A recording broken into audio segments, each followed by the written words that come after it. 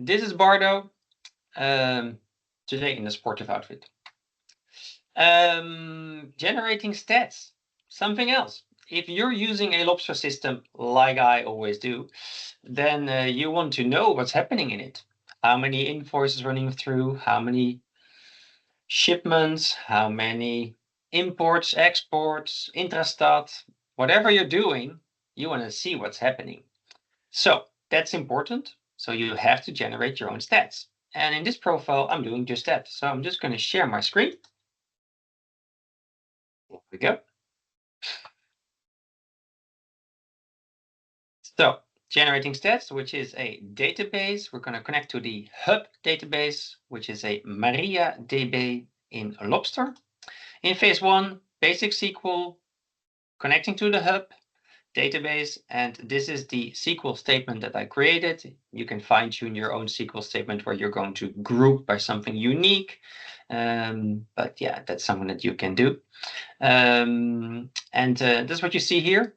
So I'm selecting here from the jobs table, which is the DW_log_sum table. And I'm here making a filter.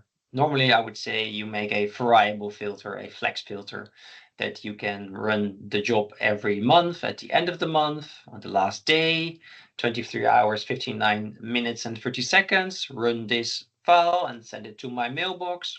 And then you have your stats always nicely at the end of the month. For this exercise, doesn't really matter. I can test the SQL, it works. I can create the structure, which I already did. Here in phase one, we don't have to set anything, so that's fine.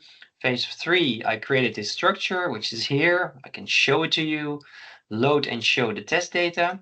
Here it is. So you can see here that it's filling. This case, the display 1, 2, 3 were not filled for these jobs, but then in this case, you would have to do that. So your display 1 would be something like invoice, intrastat, shipment, import, export, transit, something like that.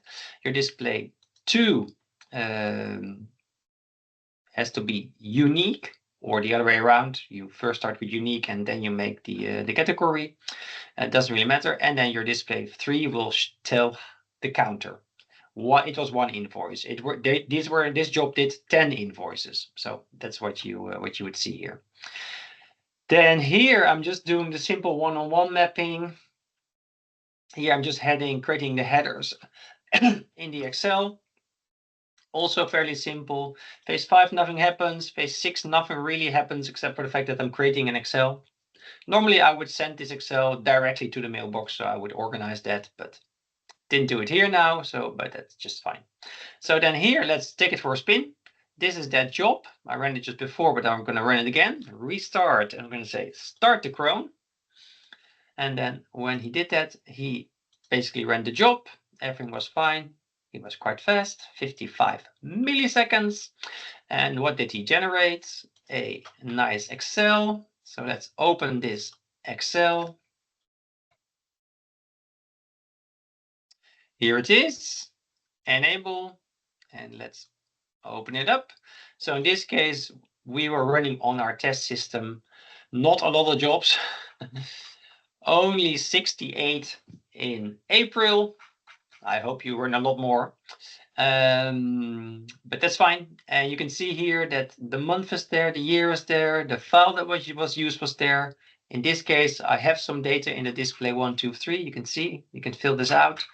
And so that would be my thing. Create the dumps, and then you can create a nice report in Excel. You can save it also to a database, make a report from there, but keep it simple. But I would totally advise to always generate your own stats on your own system. Good luck. Bye.